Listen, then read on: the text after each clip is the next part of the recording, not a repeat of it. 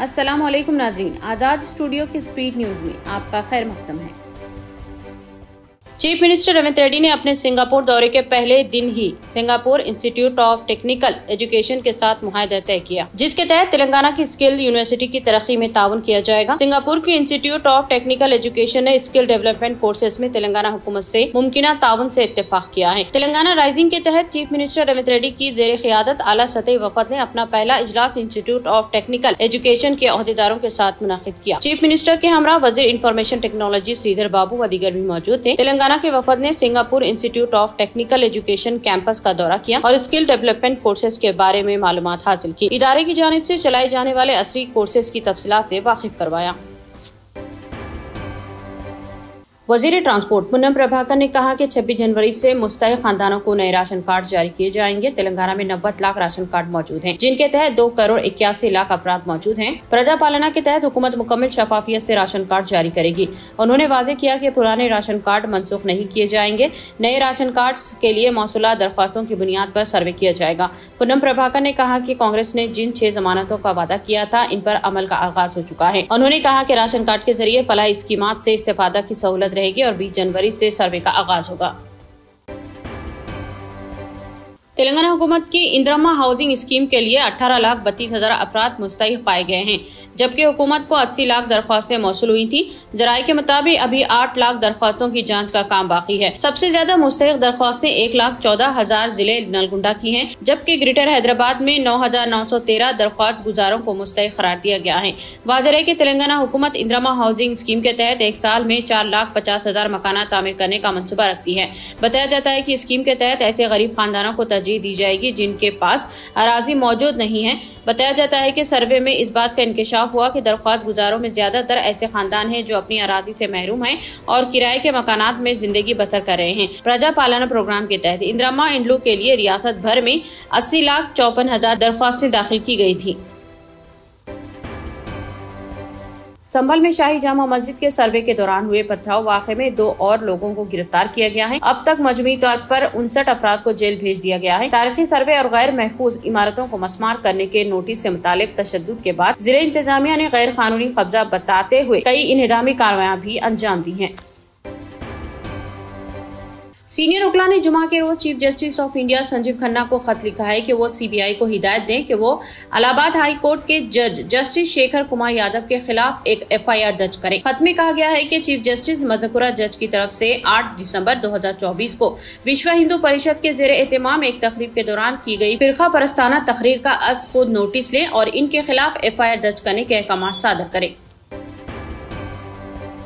Afzalgunj firing वाक़े की तहकीकात में तेजी लाई गई है और इस सिलसिले में पुलिस ने 10 टीमों की तश्कील अमल में लाई गई है। हैदराबाद सिटी पुलिस की जानिब से कई मुकामात पर नाकाबंदी करते हुए डाकुओं की तलाशी शुरू की।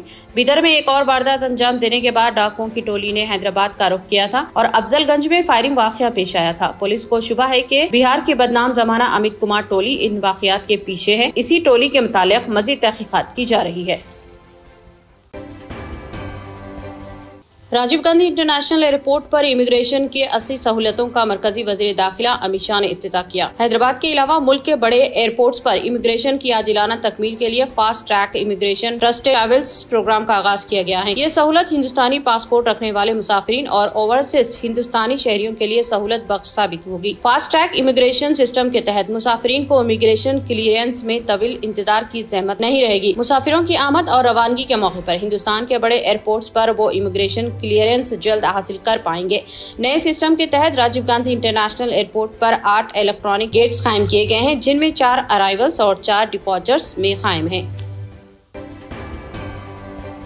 इलेक्शन कमीशन की इत्तला के मुताबिक 5 फरवरी को दिल्ली के 70 असेंबली हलकों में होने वाले इंतखाब के लिए इस मरतबा कुल 1521 पर्चा नामजदगियां दाखिल किए गए हैं। चीफ इलेक्टोरल ऑफिसर दफ्तर के मुताबिक ये नामजदगियां सभी 70 सीटों के लिए 981 उम्मीदवारों के जरिए दाखिल की गई हैं। नई दिल्ली सीट पर सबसे ज्यादा 40 और कस्तूरबा नगर सीट पर सबसे कम महज 9 पर्चे भरे गए हैं।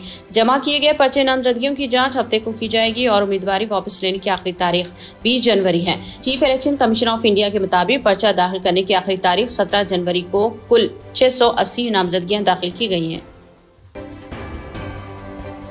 तेलंगाना हुकूमत मूसी रिवर फ्रंट प्रोजेक्ट के कामों का आइंदा माह आगाज करने की तैयारी कर रही है। हुकूमत के मंसूबे के मुताबिक 2030 तक मूसी रिवर डेवलपमेंट प्रोजेक्ट मुकम्मल कर लिया जाएगा। बताया जाता है कि चीफ मिनिस्टर रेवंत रेड्डी ने अहदेदारों को हिदायत दी है कि आइंदा माह फरवरी में बापू घाट से प्रोजेक्ट के कामों का आगाज की तैयारी करें।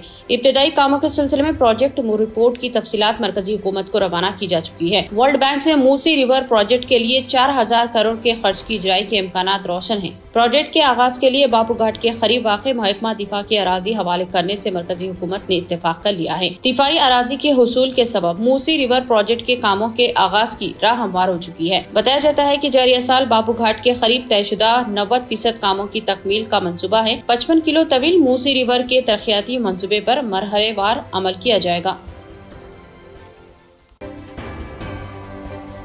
Commissioner hydra A.V.. रंगनाथ ने कहा कि ऐसी टेक्नोलॉजी तैयार की जानी चाहिए कि हादसे के फौरी चंद सेकंड में मालूमात हाइड्रा तक पहुंच जाना चाहिए। रंगनाथ ने शेखपेट इलाके में इमारत में आग लगने के मुकाम का मुआयना करने के बाद ये बात कही। उन्होंने इमारतों के मालिकान को चंद अहम मशवरे और तजावीज़ भी दी। उन्होंने कहा कि इमारत में अलार्म सिस्टम लगाने की जरूरत है ताकि आग लगने की फौरी बाद ये निजाम अलर्ट करता है। उन्होंने कहा है कि इस ज़िम्मन में मसनूई जहानत और असली तरीकों को रूबे अमल लाया जा सकता है। अगर इस इमारत में फायर अलार्म सिस्टम मौजूद होता तो फौरी तौर पर वाक़े पर काबू पाया जा सकता था। कायदे मजलिस अकबरुद्दीन ओवैसी ने कहा है कि सालार मिलत एजुकेशनल ट्रस्ट जिंदगी के नए उजालों की तकसीम के मराकज बन चुके हैं। अकबरुद्दीन ओवैसी ने बैरिस्टर फातिमा ओवैसी कैंपस में मुनाकिदा एक तकरीब में ट्रस्ट की जानिब से चलाए जा रहे कोर्सेज तकमील करने वालों को सर्टिफिकेट्स तकसीम किए। इस मौके पर सिलाई मशीनों के अलावा दीगर कोर्सेज की किट्स की तकसीम भी अमल में लाई गयी। चीफ मिनिस्टर तेलंगाना रेवंत रेड्डी ने हफ्ते को सिंगापुर से दरख्वास्त की है कि वो तेलंगाना राइजिंग के अहदाफ को हासिल करने के लिए मुख्तलिफ शोबों में अपनी रियासत के साथ शिरकत करे। इंचार्ज वजीर तिजारत ग्रेस फो हाई बेन और चीफ मिनिस्टर रेवंत रेड्डी ने कई शोबों में शिरकतदारी के लिए वसी पैमाने पर बातचीत की। वफद में शामिल IT और इंडस्ट्रीज के वजीर डी श्रीधर बाबू और अहदेदारों ने तेलंगाना में कई शोबों में सरमायाकारी के बेमिसाल मौक़े की तफसीलात बताई।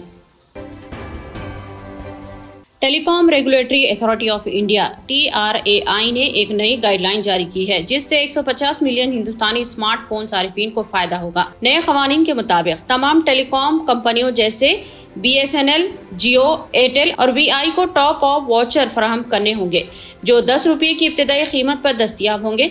इसके अलावा एक बड़े अपडेट में telecom regulatory authority of India ने स्पेशल ट्रिप वाउचर STV की मियाद को 90 दिन से बढ़ाकर 365 दिन कर दिया है। ये तब्दीली यकीनी बताती है कि सारिफीन अब तवील मुद्दती सस्ती रिचार्ज हासिल कर सकेंगे।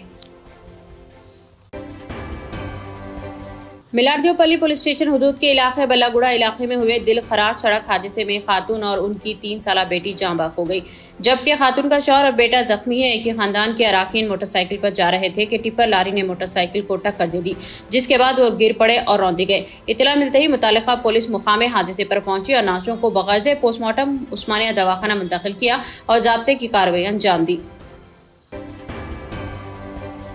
इजरायली हुकूमत ने हफ्ते को काबीना की मीटिंग के बाद गाजा पट्टी में यरगमालियों की रिहाई के मकसद से जंगबंदी मुआहदे को मंजूरी दे दी है।